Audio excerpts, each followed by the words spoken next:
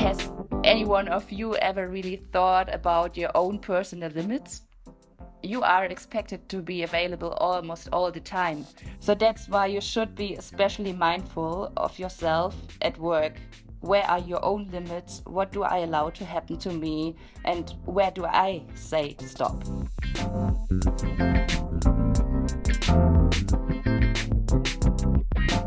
Welcome, everybody, to a new episode of Your Friendly Physicist and Other Nerds, your science podcast where scientists speak about their fantastic research, their visions, dreams, challenges, and their daily life in the fabulous world of science. My name is Lucas, and I'm the host of this podcast. Today's guest is Dr. Maria Kramer, who is a nature mental training coach, and we will speak about how she became that, what a nature mental training actually is, and how we all can benefit from the techniques she's teaching. So hello Maria, I'm very happy to have you on the show. Yeah, hi. Before we start, let me shortly introduce you properly. So Maria did her Bachelor of Science and her Master of Education at the University in Hamburg, where she studied the growth conditions of radiated tortoises and developed educational trails in the nature around Hamburg.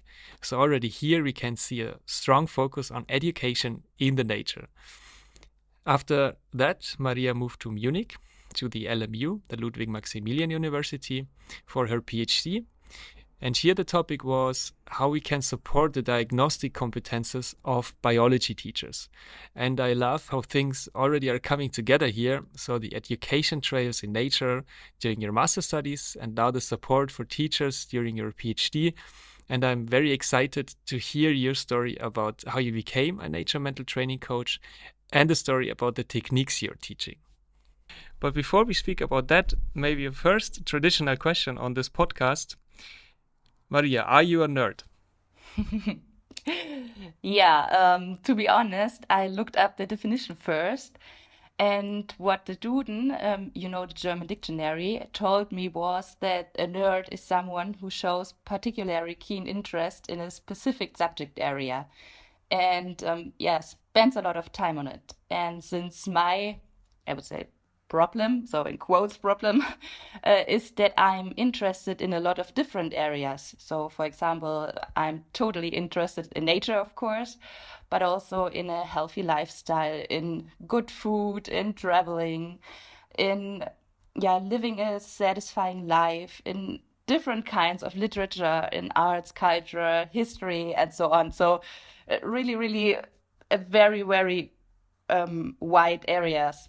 I would say no, by definition, I'm not a nerd. That's totally fine. This podcast, even though the name says and other nerds, also welcomes all non-nerds, I would say. I'm still very happy that you're on the show.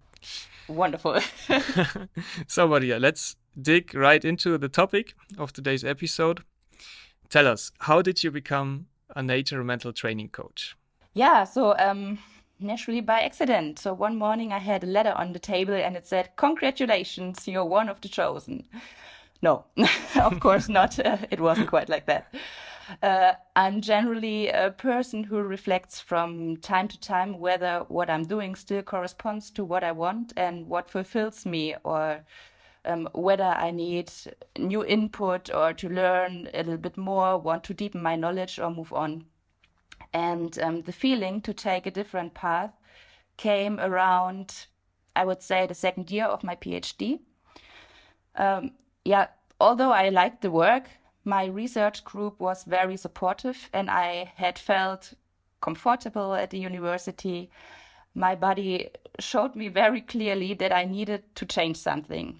So, for example, I had increasing problems with my stomach and intestines. I had different joint inflammation and was often irritable. So that are typical stress symptoms. And these stress symptoms stemmed from the fact that I'm also very, very overmotivated and super striving at times. So when I enjoy something, I give not 100%, that would be totally enough. I mostly give 150%. And the university is a system that absorbs such motivation without stopping, I think. So that's why you should be especially mindful of yourself at work. Where are your own limits? What do I allow to happen to me? And where do I say stop? And yeah, since my health was more important to me, I decided to take some time off after my graduation. And I lived and worked in a mountain hut in the Karwendel for 4 months. And it was such an amazing experience. Yeah, there I was able to recover.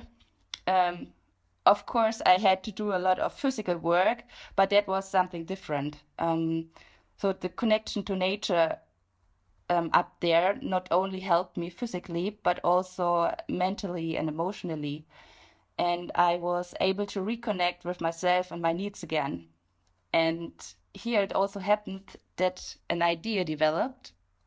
And this idea was that I want to do something where I can work outside in nature and at the same time combine my previous expertise as a teacher and a scientist.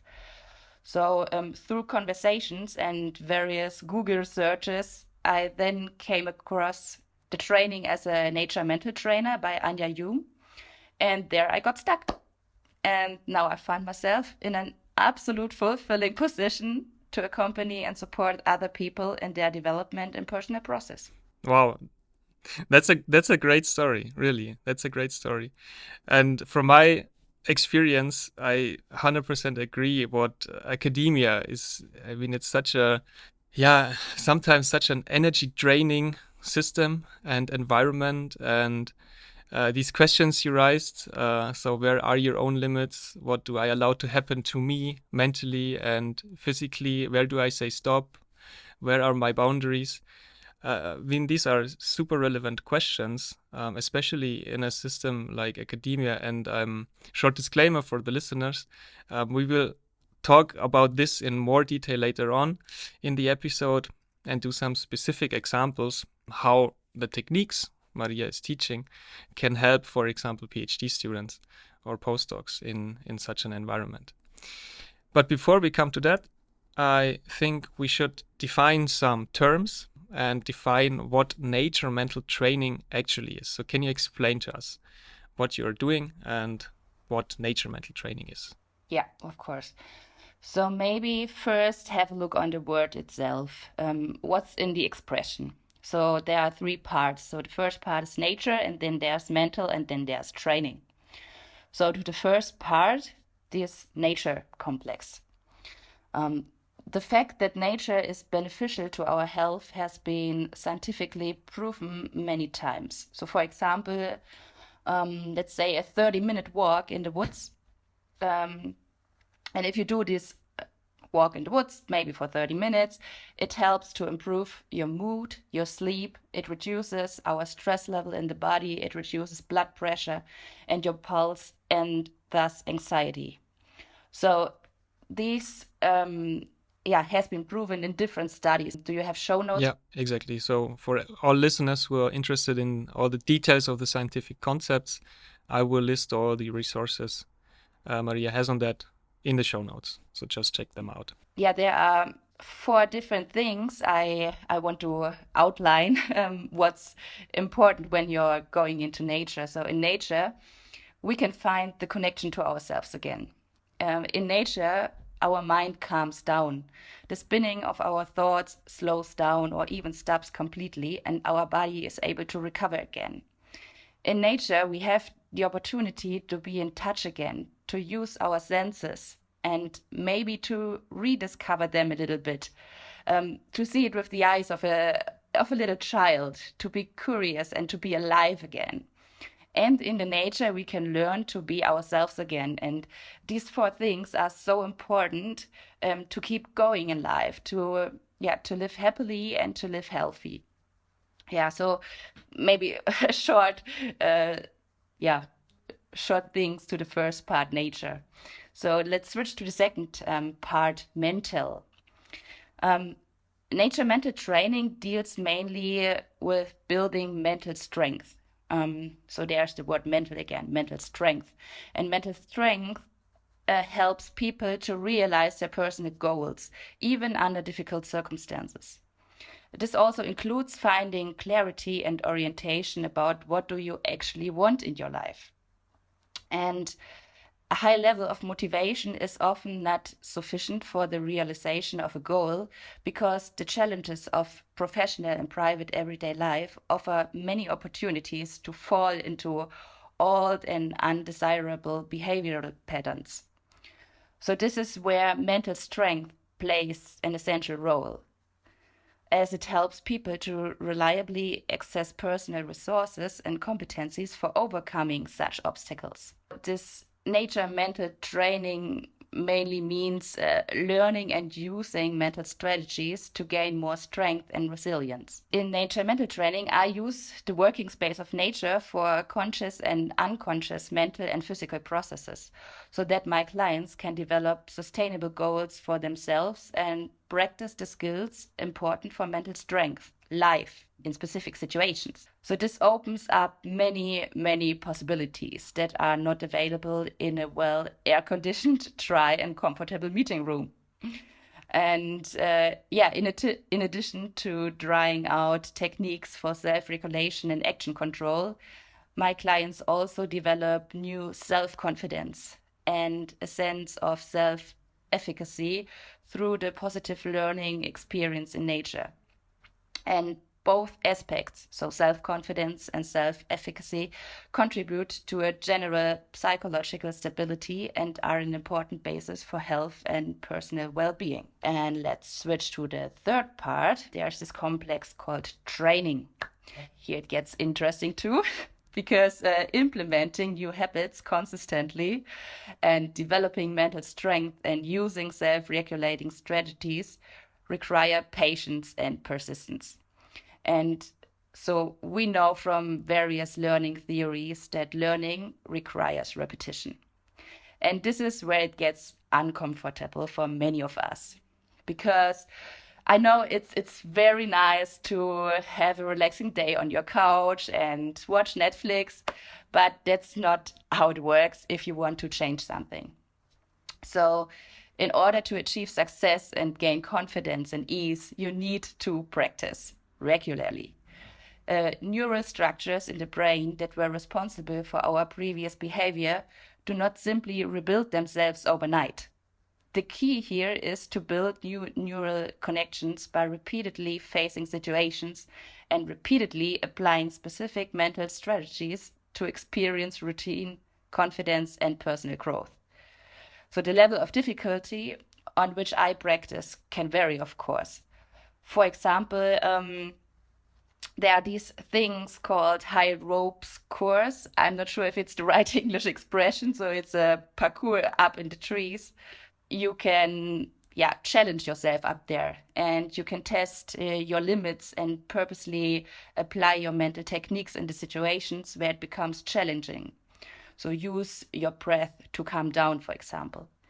And if that goes well, you can transfer and apply the techniques step by step more effectively in everyday life. So that was a lot of different things. So in summary, maybe I can say that nature mental training combines different approaches that can be combined or focused depending on the specific concern.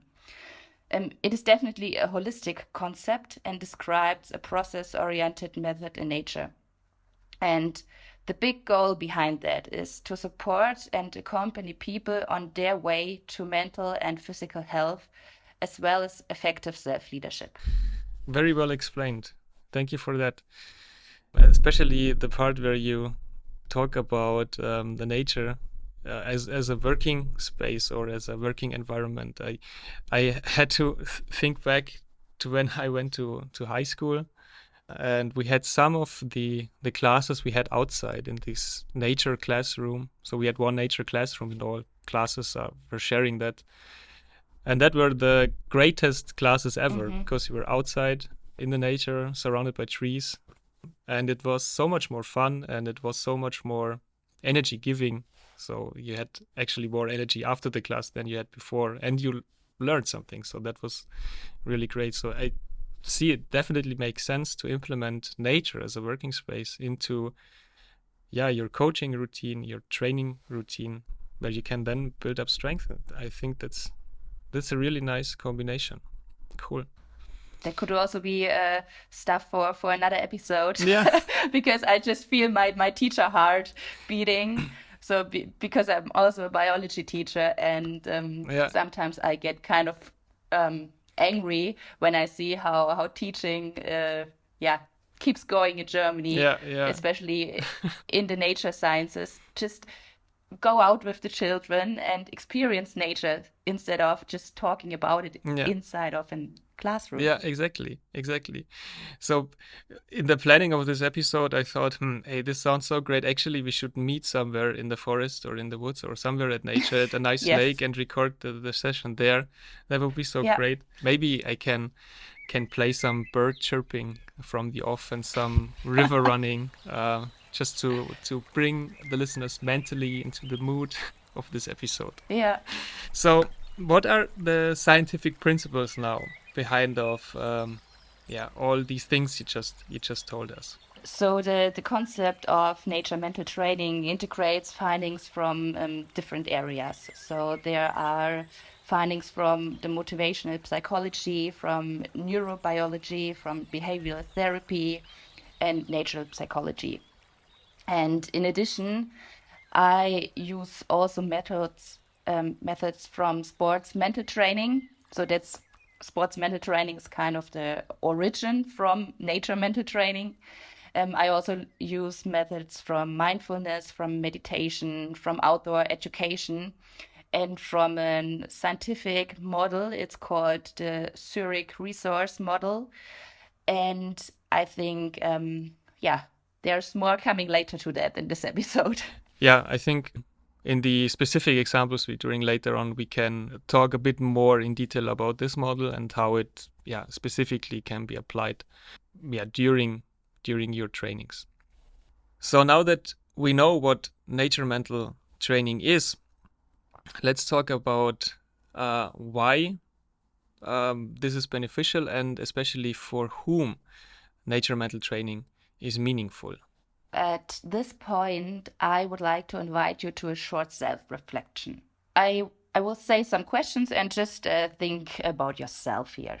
So how often do you sit in front of your own computer or of a computer?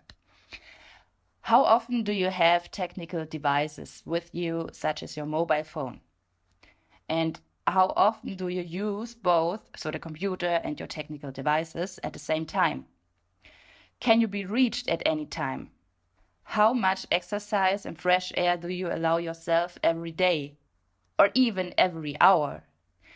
And how often are you out in nature, touching trees, the earth, breathing in the clean forest air? How often do you do that? While the demands of daily life have increased significantly for each of us in the recent decades, we have become increasingly removed from the things that balance us physically and mentally. So, for example, regular exercise, connection with nature, and also our fellow human beings. So, and taking real time off. These are things that every one of us needs to calm down. And the results of our recent everyday life is that on a physical level, a constant stress factor is measurable. Our brain doesn't even get a chance to shut down anymore. And at the same time, we lose touch with ourselves, our own desires, our needs, because unnoticed, we give ourselves more and more to work. Scientists at the university also face these challenges, of course. Has any one of you ever really thought about your own personal limits? You are expected to be available almost all the time at a university or in research. At least for me, it was like that. And not everyone can or wants to do that, to be available almost all the time. And do you tolerate that, or do you draw the line for yourself? Talk about your own needs? The mistake is that scientists have not been talking about their personal needs for years, perhaps not even really noticing them. Why? Science is analytical, and it takes place mainly in your own mind, in your brain. And needs are physical signals. as scientists, we should learn not only to activate our mind, but also to switch our mind off and feel into our body, be more aware of our body.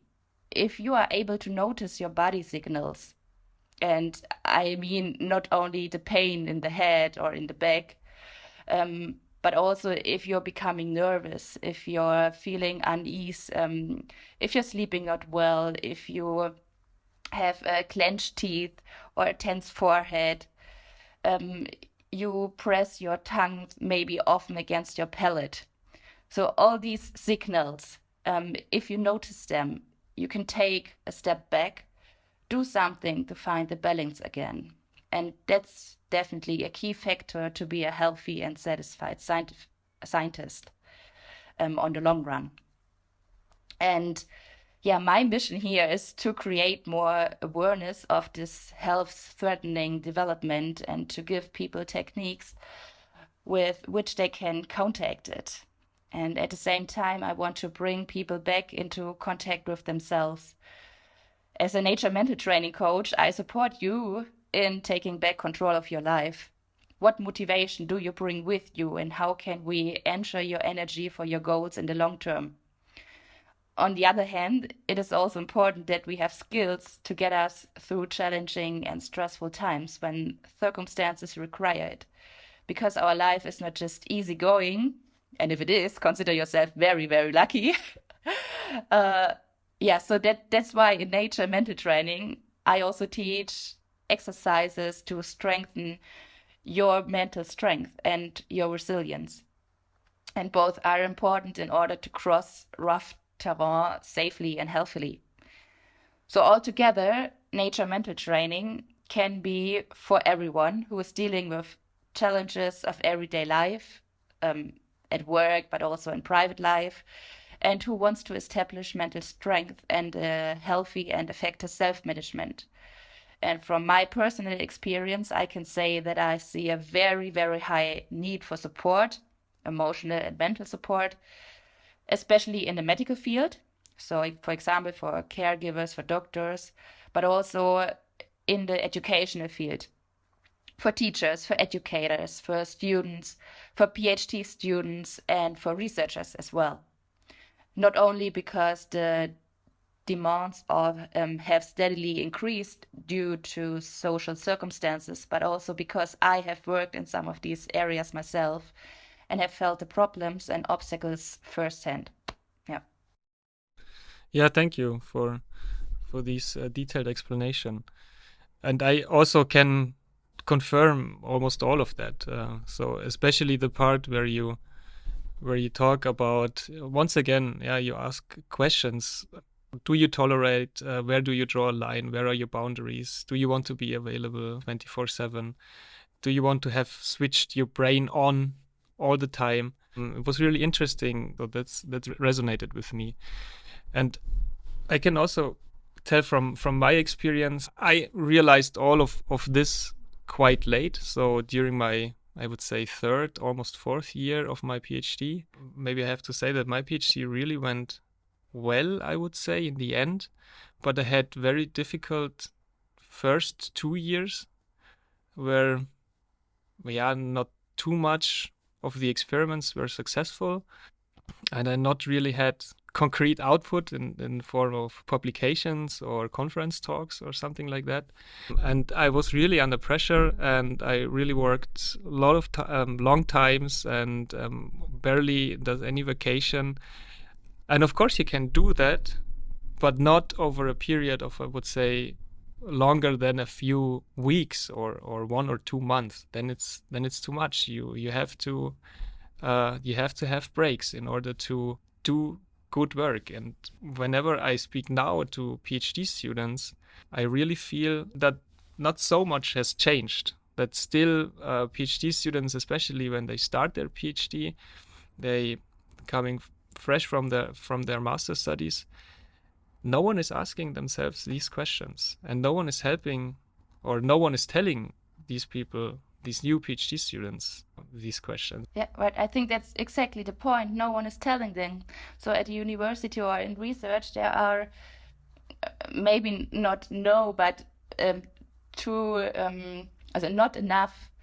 There's not enough support, not enough maybe also idols or people who help them going through this period, because I think a lot of people struggled, but they just yeah, dig a hole and put their experience in the hole and cover it again, instead of just telling new PhD students from their experience and how to get through it, and to help each other, to support each other, to yeah, to show how can you do it better. And maybe if you listen to this episode, just make the first step and just answer these questions for yourself.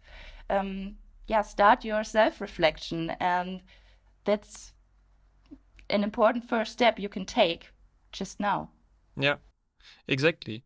And also, as a more experienced PhD students, it is incredibly helpful to reach out to younger, not so experienced PhD students, and it doesn't have to be like constant mentoring or something. In my experience, it was already enough to just share your experience about your PhDs. Where were your challenges? Where did you struggle? And how did you come up with solutions? And what did you help? To which persons you talked? Where did you find resources? And this can be during lunch or after work when you're having a beer at a bar, or on the weekend, short 30-minute call or whatever. This is already so helpful. But I had the feeling or the expression that the scientific system is so demanding that also the experienced PhDs, of course, have more responsibilities, own students or instruments to take care, or have more conferences, or writing the thesis, or more papers than the younger PhD students who just started. And of course, it's demanding. And of course, everyone has little time in academia. But I think it's still about the people, and not so much about the numbers, or at least in my ideal imagination, it should be like that, so that it would be really nice. And it's also, so for me, it was super rewarding just to talk to younger PhD students and just to share my experience, and just to also to learn from the younger PhD students. They are much more idealistic than the older, cynical PhD students who went through all of this already. But still, this is a new perspective. Your colleagues are coming from different societies, different cultural circles. This exchange was always something I enjoyed the most, and I'm still enjoying the most in academia. And this is so valuable, and I refuse to give that away just because of my workload. I refuse to do that. And this is also the reason why I want to do the podcast, especially with you, because I think this is a really important topic, especially for PhD students, but also master, bachelor students, postdocs, maybe even professors. I don't know who is listening right now, because this can be applied to anyone. So I think with this, it might be time to do some specific examples. And since most of our listeners are coming from academia, so thanks Spotify for these great analytical tools, so that I know that. We wanted to do some specific examples here, how nature mental training, as Maria explained it to you in the last 20-25 minutes, can effectively help students. And in our case, let's say we have PhD students. So we made up 2 fictional PhD students with a scripted work environment that we think might be representative for most of the PhD students. So for sure, we haven't covered all perspectives and all challenges and issues that are out there. But as a starting point, we thought that this might be a good idea. So let's talk about some specific case studies, let's say. What have you brought for us, Maria? Okay, so let's talk about the first case. Let's talk about Robert. Robert is someone who doesn't really get on with his own work. He tends to get lost in the process, and he is easily distracted. And he has several projects going on. He is pursuing several ideas and is asked by colleagues or his boss every now and then whether he can take on another small task. So I know, Robert, the name is fictive, but maybe you will find yourself in some of these circumstances. Maybe you are easily distracted. Maybe you have to do a lot of different projects, and your boss or a colleague asks you, can you do this or that as well? So, what can he do? After talking about concerns and wishes, I would lead him towards the following strategies. First, what he can do is get in touch with himself. So, what do you want? I would ask him. What is your priority? To answer these questions, I would take him into nature, because getting in touch with yourself works really, really great in nature, because of all the things I told you at the beginning, that in nature, your pressure and your stress level calms down and helps you to open. You can use your senses. And these steps are so important for yourself that you can touch with yourself and find an answer for these questions. What do you want? What is your priority? Then I would say we can use some instrumental techniques that helps him to find a better time management, for example, setting priorities, breaking tasks down into smaller units and working through them step by step. Making a plan first before starting something, learning to say no, maybe learning to say no at the moment and do it later, because now I need a break, for example, and setting boundaries. And this setting boundaries is something very, very important because, of course, at first you need to reflect and find or think about your own boundaries and then be able to communicate them. And it helps you to stay in your balance and to stay healthy and to keep your power, of course, to all these different ups and downs in your PhD phases. And the third thing are mental techniques. So, for example, we can work with narrow and wide focus. We can work with attention control, visualization, with road mapping. Road mapping is a mental planning tool. So you can run through in your head what situations can occur, what do you need, what steps do you have to take, but all mentally.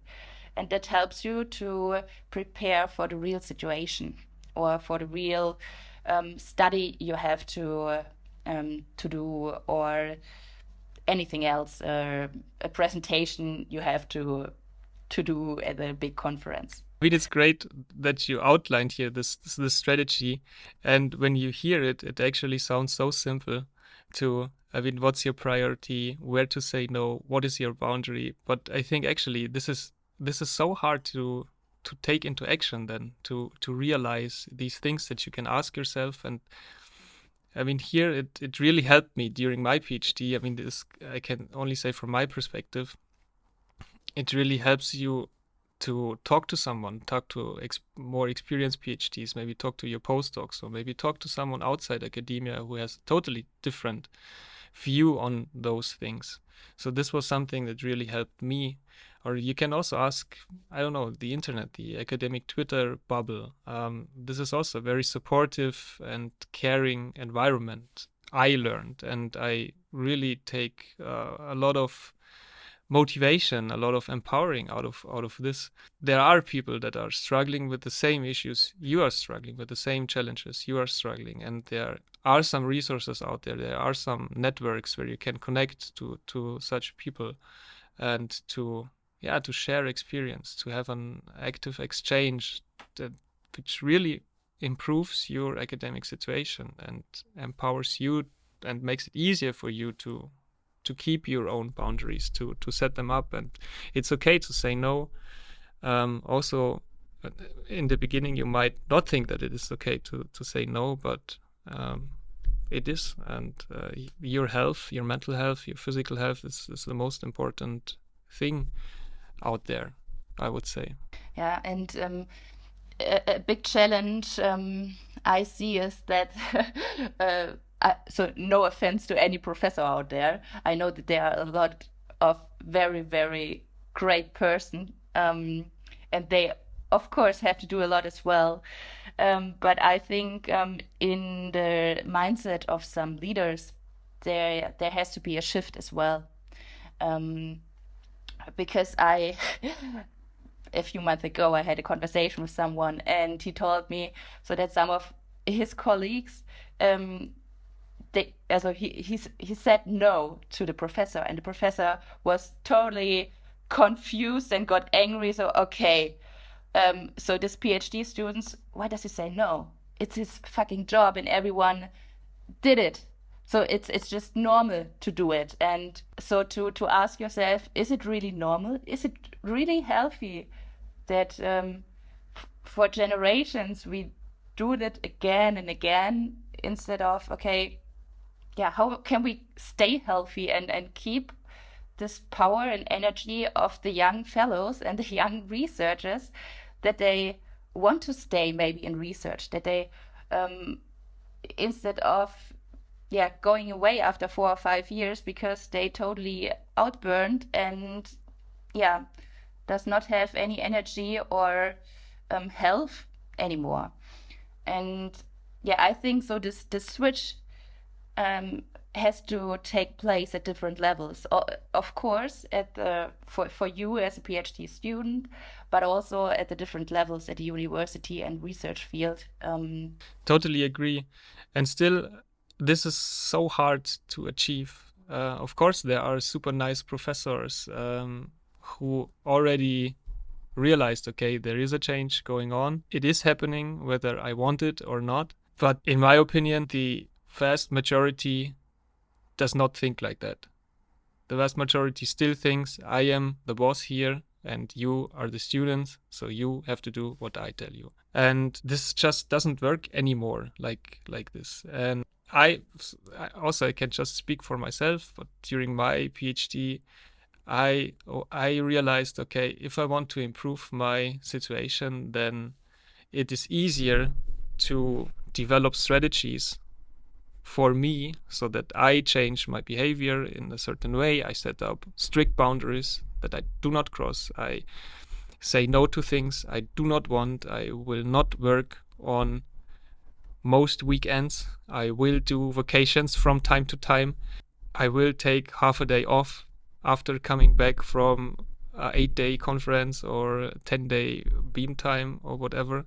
And I don't wait for any other person to change in order to improve my scientific situation. So I don't wait on the professor to change. I don't wait on a dean to change or don't wait for the boss to change. So I take action because that's much more faster. It's much more streamlined for your needs because you are doing the changes and you know your situation in life the best. And that's why I think one should rather focus on oneself rather than to wait for someone other to change or to improve something for you. Of course, this is all super theoretical and it's said so easy, and actually it's so hard to really do that. But as said, there are resources that you can use in order to achieve that. And for sure, you also have some resources, so we can also put them into the show notes and maybe tap someone. That would be super nice. Yeah, that sounds really nice how you how you put it into words. You're a great role model at this point. I want to say. Now I'm happy that it's a podcast and you are not seeing how I'm blushing. But thank you. Cool. Okay, we also brought you a second example. Yes. So there's a second. What's the second example? A second case. I just called her Laura. It can be also Lisa or Sarah, whatever. So Laura is someone who loves her job and therefore also she gives a lot. And she's very, very motivated. She has high performance expectations and doesn't want to disappoint anyone. She often works very, very long hours, is also available on weekends. You told something similar a few minutes ago. And she picks up her work laptop more often on weekends too. But as time goes by, she realizes that she is reaching her limits. Um, she has more and more doubts and fears, and she is unsure and dissatisfied. So this can happen after a while at your or during your PhD. And this situation she's finding herself in leads to a very, very high pressure on herself and a permanent stress that weighs on her or on you if you are in a similar situation. And at the same time, there's less time off and less breaks because she's available on weekends, doing some work that she thinks her working group or her professor is expecting for her. That means she has less time for her body and for her mind to recover. And here I see the following danger. You tell yourself that it's normal. It's the same for others. You don't notice the stress until it's too late. And physical symptoms such as stomach aches or frequent headaches, fatigue, poor sleep can appear. And I think we said it already, but I have to underline it again. No, it's not normal. The system at universities and research is, in my opinion, an ill-making one if you are not extremely aware of your own boundaries. So that's something that goes higher, so over the professor. There's this whole system around it, because also the professor, of course, has rules and he has to follow, and there's also this pressure on professor coming from the system around and from the politics around. So we have to keep that in our mind as well. So back to Laura, what strategies can she use? And first step would be stress reduction in nature again. We can practice mindfulness there. There are very intuitive possibilities available in nature. So for example, there's this senses exercise. Go out and just find things you can see or find things you can hear. Take 3 minutes and just feel different things, different structures of the forest, of some leaves, of the earth. Maybe you can smell different things. But be careful here. Maybe you can also taste different things, but be careful. Not everything is good for you to taste in the forest out there. Yeah. Also, you can learn in healthy self-leadership. And there's this method called Zurich Resource Model I told you at the beginning. And we can go through this model, or there are different steps in this model. And we can go through the steps now. The model has a process with 5 small steps. And these 5 steps have the goal to realize a person's desire from the unconscious need, and it takes you then to the action that realizes your goal. Let's say the goal of Laura is to develop self-confidence again and to be happy, to be satisfied again. At first, I would take her out into nature, and guided by me, Laura would start looking for a symbol of nature that expresses her unconscious needs. For example, we walk across the forest, and suddenly there's a mighty oak that jumps in her eyes. And this mighty oak stands invitingly in front of her. And Laura sees it in this mighty oak. Laura sees strength and profound foundation. And even storms will not cause the tree to fall.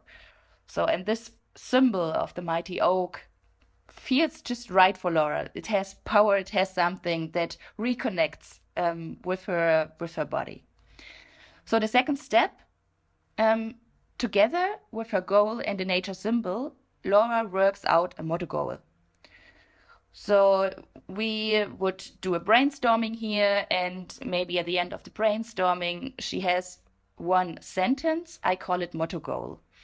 And her sentence could be strongly and firmly rooted, I grow towards the sun. So there are some pictures in it. It's kind of metaphoric. And the motto goal metaphorically describes an attitude that brings Laura from within on the path to her desired realization. And that really works. There are studies the researchers did with this motto goals, and to see, okay, is it really activating your motivation? And I will give you some information in the show notes as well to that.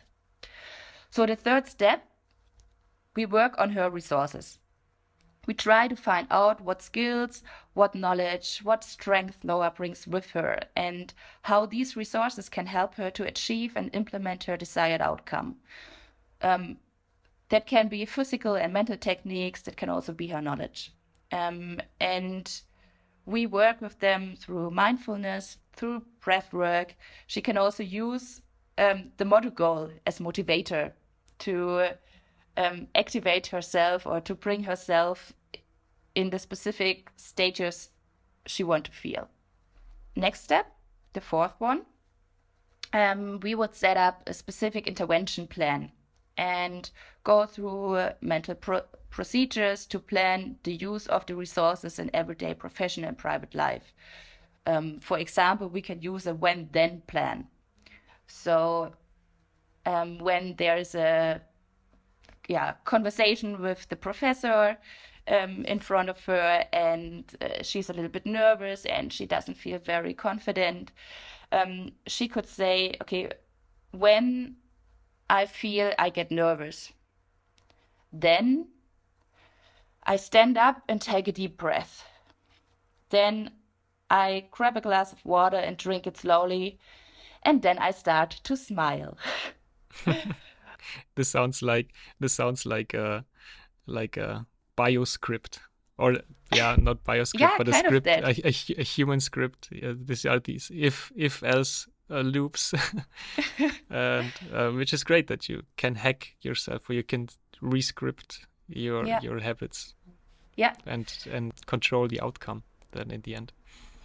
Yeah. Of course, it's not easy, but with repetition, you can learn something new. You can learn, you can train your brain and your neural structures to learn to be calm again. And so this drinking a glass of water calm or very slowly helps you to lower your stress, or take a deep breath in and slowly breathe out. That also calms you down. And this smile at the end, I give as an example, is an example for a thing called embodiment. So if you start smiling, your muscles and some neural stimulation tells your brain, okay, I'm happy, everything is okay. And that automatically calms you down a little bit. So you can train that, and the more you do it, the easier it gets to to regulate yourself. Yeah, and then the last step, step 5, is about the application in everyday life and the final reflection and further actions to support the transfer. So, for example, she can write down her experiences, and that's something I would always suggest, not suggest, it's just very important that you write down what you have experienced, because in the process of writing down, there are some changes going on in your mind again, that kind of reflection, kind of a deeper a deeper processing when you write it down. And a lot of people think, okay, oh, I think that's I understood it. I don't need to write it down, but I can just say, take 1 minute. It's enough. Just do some notices, and it really helps your brain to to deepen your experience. Noting also your successes, because we are better in reminding bad things than good things. And it's so important that we are aware of our successes, that we just see, okay, I just did this. I just did this as well. Wow. I'm not a loser. On the contrary, I'm a wonderful and a wonderful person. And of course, it's normal that not everything succeed. But it's more important to keep going and to try again, because next time maybe you don't make the same mistake, or maybe the next time you do something better because you learned from the past. Yeah, and then perceiving and living self-efficacy is also very, very important. When you don't focus on the things you can't change, but focus on the things where you can do something. For example, say no because someone getting over your own boundary, or and then start train your mental strengths, start working with your focus, start using this motto goal to motivate yourself, and that keeps, or that gives you a feeling that you can do something, that you have power in your own steps. And that's a very, very energetic way and powerful way of living. Yeah, absolutely. Totally agree. Thank you for this specific outline. That makes so much sense how you explain it. It's really fascinating, and I really like the motto goal. So I'm really I will think about this. What is my actual motto goal? Mm-hmm. And of course, to all our listeners, you're really welcome to write to us. What are your challenges? What are your solutions? How maybe you can already implement some of the things Maria is telling us in your everyday life. So I would be happy to receive some feedback from our listeners. What are their motto goals? What are their challenges? How they solved this? What helped you? Maybe you can add something more to the table, to this solution table, let's say, so that we can create a network and a collection of different approaches in order to improve these situations. Yeah. Let's build a network. Definitely, that's always good. Okay, Maria. So after these very detailed and specific strategies you told us about nature mental training, maybe let's talk in the end a bit more about you. So you also did a PhD, so you know firsthand what challenges and problems that brings along. And now you're in the teaching role, in the coaching role, but what expertise and experiences that you gained, let's say during your PhD or your academic life, so also during bachelor and master studies, what experience helped you now in your current position? I would say everything I did in life in general helps me. So every day, every time we make a decision, we gain experiences. And with that bucket full of experiences, I interact with other people now. But specifically related to the time as a PhD student, what definitely helps is to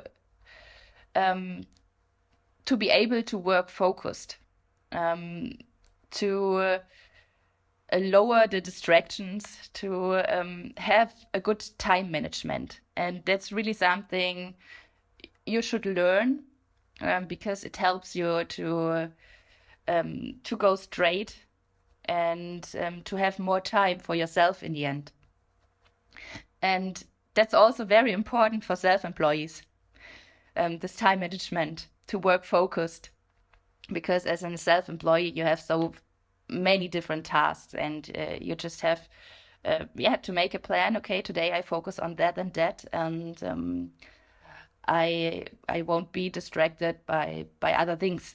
Of course, there can also come something in that was not on your plan, and then it's also good to be flexible. That's also something I learned at during my PhD, to be flexible, but also to work under hard conditions for a short time. So, for example, when there was a conference and the night before, the professor told me, okay, at this slide in the presentation, something need to be changed. I did this, of course, even what it was in the night, and even if I got not so much sleep but I know, okay, it was just a short time and it got me through. And now my life is a little bit more relaxed, but the memory that I can do this, and that I can take all my, or collect all my strength, and then go through this hard moment, that helps me with my inner strength. And besides, it's always good to be able to handle criticism in the process of academic writing and publishing, or at conferences. You have tremendous opportunities to learn that. But I think That's for sure, yeah. universities and research would do better if they talk about it more honestly and provide concrete offers of support. That's something we also talked about already today.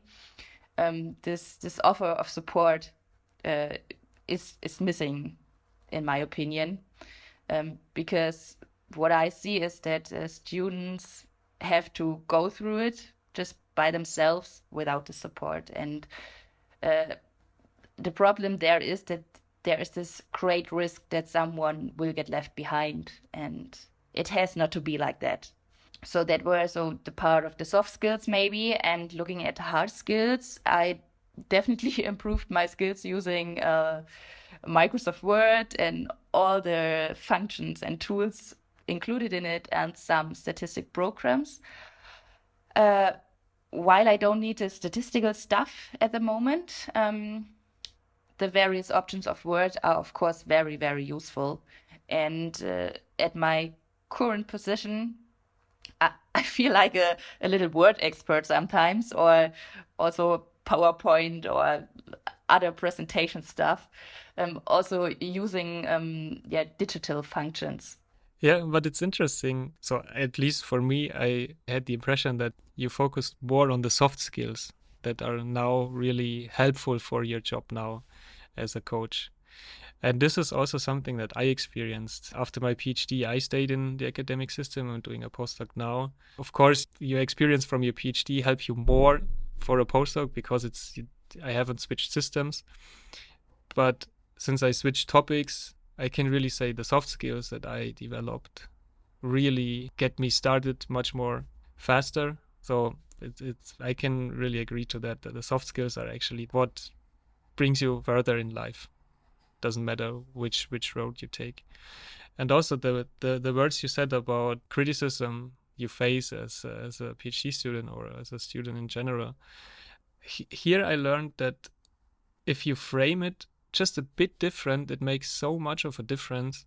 So, for example, if you have a conference talk, and of course you're nervous because you have to speak about your results, which you have so much doubts and fears and whatever, in front of an audience who are the top-notch experts in the field, of course you are nervous, and you are so happy and relieved if you make it through your 12 or 15-minute talk. And You survived it. You even answered the 2 or 3 questions if you were lucky to get some questions. And then your supervisor comes and said, yeah, that was an okayish talk. So this is, I don't know, this makes the whole, this entire positive feeling that you have in you after the talk, it just crushes it. And if you as a supervisor maybe come to your student and say, hey, that was a great talk, in order to further improve it, these are 3 things I just noted during your talk, but overall it was a super great talk and it was a great experience and you will grow and learn from it.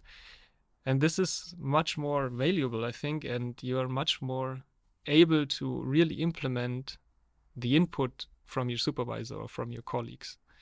So just putting in front a short disclaimer or frame it in a more positive way, because in the end we are all colleagues and we are all humans, and let's make each other not feel bad. So I don't know, this is kind of some of my principles. I would say be nice to people. Yeah, the way of giving good feedback. Yeah, it's definitely something one has to learn. Or you are super gifted and talented and empathic and can do it right from the start. But typically, most people are not like that. And of course, you have to learn it to give feedback, but also to learn how to receive feedback. So if you are, I don't know, one student among of 20 students of your supervisor, and you're giving 20 students are giving talks at one particular conferences, then maybe your supervisor is not so much time for you in particular to give you feedback, and he might give you, okay, that was nice, but here are these 3 things, take them, and then he moves on to the other 19 students. So then you can think, okay, why was this so fast? Was the talk really good? No, it was just like because your supervisor has not too much time. So might be not an excuse for the supervisor not to give a proper feedback and take his time for his students, but it might help you to like sort it or to frame it a bit more according to, let's say, reality, and not to what your mind makes up some scenario or so. Yeah, so very good. Yeah, that it's mostly it's not about you, it's about the other person. about the other person, at least in my experience. Cool. Now what comes next for you then? What are your plans for the future? Yeah, for me it gets exciting because starting in July I will be traveling around the world with my partner. That's something, yeah, I'm dreaming of for quite a time now. And of course, we want to experience an unforgettable time together, get to know other countries, cultures, and people, and also sometimes go beyond our limits and grow personally. But I'm also pursuing interests and goals with regard to my further development as a nature mental trainer. And yeah, because on the journey, I would also like to specifically seek out people and projects in which people use nature for promoting health and personality. So, for example, in Canada, there is a project working with people with dementia, and so they work in the nature, and this contact to the nature helps these people with dementia to focus again and to remember things again, and it doesn't stop the disease, but it slows it a little bit down. Yeah, and there's also a scientific program around, and so that's a thing I would like to see and to talk to the people. And yeah, let's see what else I can find. So if you have any other recommendations, so for example, in Canada or the USA, in Japan or in Southeast Asia, so that are the countries we are focusing. Yeah, tell me. I would love to get new inspiration where we can go. And I also document these experiences on my Instagram channel. It's called Naturmental training, you can just write me there or go on my homepage if you have anything that, would be interest you, but also could be interesting for me. And yeah, I would love if you follow me there if you like. I'm always happy about growth in my community and an active exchange. Uh, and that's something, which is so important to build a network which can support each other, where you can ask your questions, where you can get your support. And uh, I would be very happy to deliver a kind of such a community and such a network. Yeah, and what comes after the world trip remains open. And being open to the possibilities that life offers me is also part of a healthy self-leadership for me. And that is exactly what I try to live myself. That sounds totally great. Traveling, doing what you love, being in the nature. Cool. So awesome. Yeah. Of course, there are also some challenges always. It's not that rosa, happy, happy life, but if you have these strategies and if you have a positive mindset and you believe in yourself, I think a lot is possible. And just create your life as you want it, as you feel good in it. I agree. I also think it's all a matter of how you perceive or how you see these challenges in life. And of course, once again, this is so easily said, but behind that, it probably takes years of training, active training, self-reflection, noting down. It's an ongoing process. Yeah. Cool. Maria, thank you so much for being on the show and sharing. Yeah, thank you, Lucas. Yeah, you're welcome. And sharing all these amazing details about your work. To our listeners out there, I put your Instagram channel in the show notes. Then you can directly reach out to Maria. But if you have input, if you have some perspectives that we haven't mentioned in this podcast, if you want to share some challenges or some solutions or things that helped you, feel free to contact me. Use the Spotify comment section below or reach out on Twitter or LinkedIn to me. And otherwise, take care, everyone. Thank you for listening. Thank you, Maria, for being an awesome guest and telling us your amazing story. And take care and hopefully see you all soon. Bye. Yeah. Bye.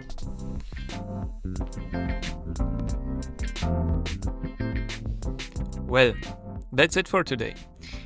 If you have any questions to Maria or me, just let us know in the Spotify comment section below, or you can always reach out to me either on LinkedIn or Twitter. If you like this episode, where it's not 100% about hard science facts, but also about the other facets of science, you might also like the very first episode of this podcast with Dr. Shambhavi Pratap, where we spoke about the transition from an academic to a non-academic job. The best thing about this podcast really is that it's about you and everyone can participate. So if you want to share an exciting story about your science, your academic life, some crazy experiments, or any other nerdy stuff, feel free to drop a short message. Thanks for tuning in. Take care and see you soon on the next episode of Your Friendly Physicist and Other Nerds.